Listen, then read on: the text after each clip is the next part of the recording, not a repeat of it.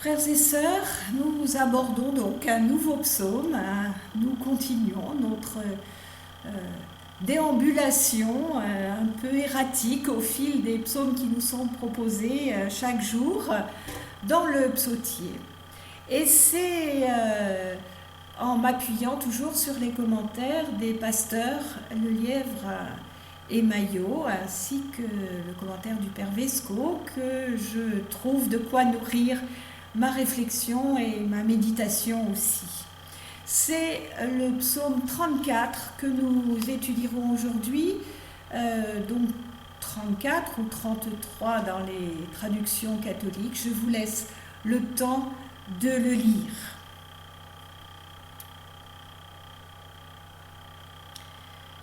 Alors ce psaume clôture un ensemble qui a été commencé au psaume 25.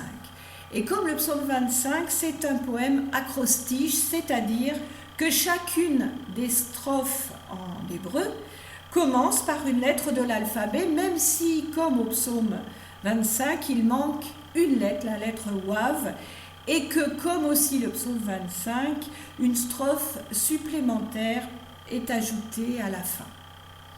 Ce psaume est attribué à David en référence à l'épisode durant lequel il joue la folie devant le roi dans le premier livre de Samuel au chapitre 21, les versets 11 à 16. Mais le nom du roi est erroné. Ici, Abimélec, alors que c'est Akish dans le texte du livre de Samuel. Alors, est-ce que c'est une erreur de transcription par un copiste? Ça a pu arriver. Mais il faut savoir qu'Abimélec, ça signifie « mon père est roi ». Alors on peut se demander si finalement ça ne pourrait pas être un titre accordé au roi philistin et plutôt qu'un nom propre. Alors nous ne le savons pas, mais profitons-en pour rappeler que quelle que soit l'origine des psaumes, l'occasion pour laquelle ils ont été rédigés et l'individu qui a élevé cette prière vers Dieu, donc ce texte, ces prières ont été repris, intégrés dans la liturgie du peuple israélite en son entier, sans doute en les adaptant quelque peu, d'où ces parties rajoutées, ces lettres peut-être qui sautent. Dès lors, peu importe l'occasion originelle, c'est la prière d'un peuple qui nous est transmise ici, et c'est aussi cette prière que nous pouvons faire nôtre. Ce psaume est un psaume de louange que le psalmiste invite ses frères à reprendre avec lui. Devant nos yeux ou à nos oreilles, donc la prière personnelle se fait communautaire, à l'invitation de son auteur. Ce qu'il y exprime, ce sur quoi porte sa reconnaissance, c'est que le Seigneur l'a délivré de ses anxiétés quand il a prié vers lui. Voilà une bonne nouvelle, voilà qui peut nous encourager nous-mêmes aujourd'hui. Il y affirme que celui qui s'adresse au Seigneur n'est jamais déçu, car Dieu entend et il sauve. Plus encore, il envoie son ange pour monter la garde près d'eux. Littéralement, l'ange campe. C'est donc d'une protection rapprochée qu'il s'agit là, qui démontre l'extrême attention de Dieu pour ceux qui le craignent. Dès lors, le psalmiste les exhorte à faire comme lui. Alors je ne sais pas si ce sont des textes comme celui-là qui ont donné corps à l'image chère à notre enfance de l'ange gardien qui veille sur nous. Et je ne pense pas d'ailleurs que cette image soit gênante pour la foi. Au contraire, on la retrouve dans la Bible, donc ici. Voilà un verset qui nous introduit dans une certaine intimité avec Yahvé. Mais la voulons-nous, nous, cette intimité? Car nous pouvons l'apercevoir aussi comme une surveillance rapprochée, comme une menace, quelque chose comme l'œil était dans la tombe et regardait Caïn, comme nous disait Victor Hugo. Nous pouvons aussi entendre comme une promesse un peu conditionnelle autour de ceux qui le craignent. Alors le gardien serait accordé au mérite? Je préfère, moi, le voir comme un état de fait, un constat. Yahvé est là, tout près, pour ceux qui le cherchent, mais aussi pour tous ceux auxquels il est simplement offert d'ouvrir les yeux. La différence entre les deux serait justement le fait de voir, de réaliser que Dieu est là ou pas. Car l'ange, c'est en réalité le messager. Et chacune d'entre nous peut être un ange pour son voisin, alors à nous d'ouvrir effectivement les yeux. Je vais maintenant m'arrêter avec vous un instant sur cette notion de crainte de Dieu que nous avons déjà rencontrée, et nous la trouvons d'ailleurs assez souvent dans nos psaumes. Je voudrais redire que cette crainte n'est pas de la peur, cette crainte n'est pas servile. Elle est certainement la base de la relation à Dieu et de la sagesse même. C'est ainsi que le déclare en tout cas le livre des Proverbes au chapitre 1, verset 7. Cette crainte instaure dans l'homme une recherche spirituelle qui lui permet de développer sa vie morale d'une manière qui plaise à Dieu. Alors, le Père Vesco nous dit ceci: craindre Dieu consiste à faire de lui le vrai centre de l'existence en le mettant au premier plan. On reconnaît que Dieu est Dieu, que l'homme est l'homme, et qu'il y a entre eux une infinie distance, mais que cette distance peut être franchie si on compte sur Dieu et si on accomplit ce qui lui plaît en parole et en acte.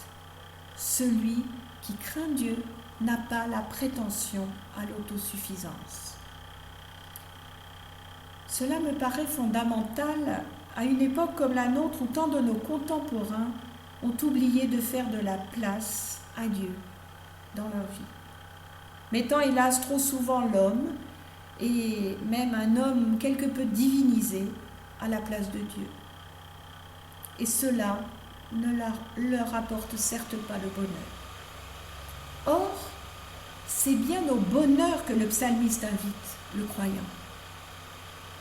Et nous avons dans ce psaume une belle catéchèse adressée aux fils.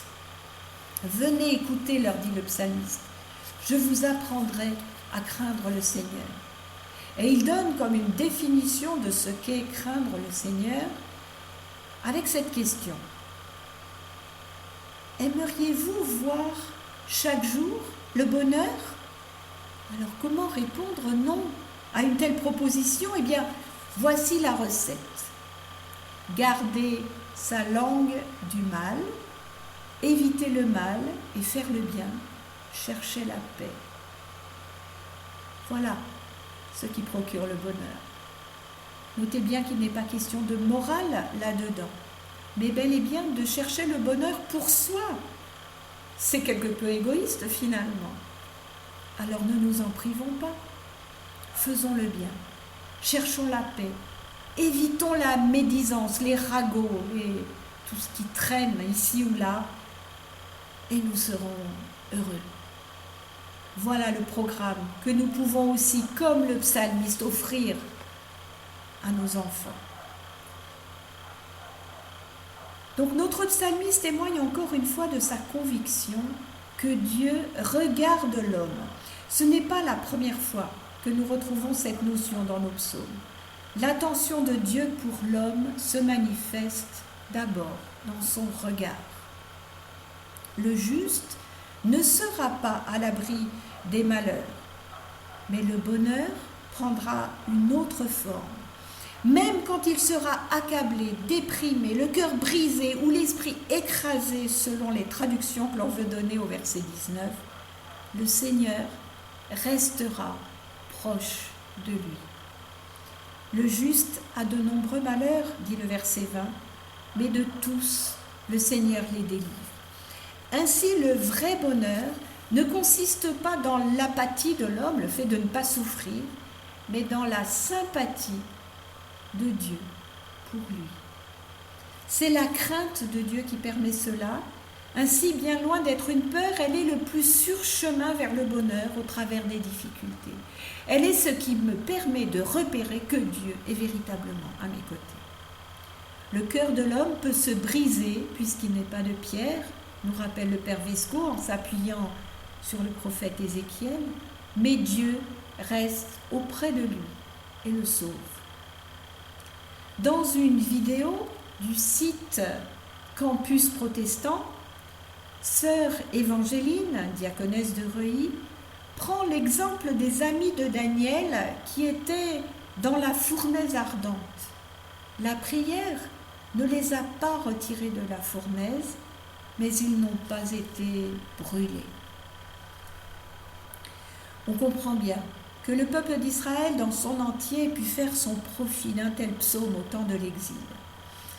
Mais chacun d'entre nous aujourd'hui peut utilement méditer ce poème et l'offrir comme le psalmiste en enseignement à ses enfants pour nourrir en eux cette confiance dans la proximité de Dieu, sous la forme ou non de cet ange qui campe à ses côtés, garde rapproché pour le préserver du malheur. Et ce qui me semble le plus pertinent encore, tant comme parole spirituelle que comme parole de sagesse, c'est cette recette de bonheur que nous avons détaillée et qui nous place devant notre propre responsabilité. Ce n'est pas de l'extérieur que nous devons attendre le bonheur. Il est la conséquence de nos actes, de nos paroles, de notre attachement au bien et à la recherche de la paix.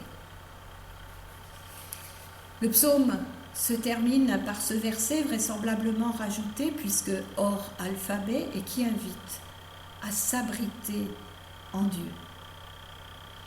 Alors voilà encore une notion que nous avions déjà rencontrée dans nos psaumes et qui peut utilement, si nous la méditons, nourrir notre confiance et notre espérance, si souvent mise à mal par ce que nous entendons de notre monde. Et en ce moment, Dieu sait que nous en entendons des choses terribles.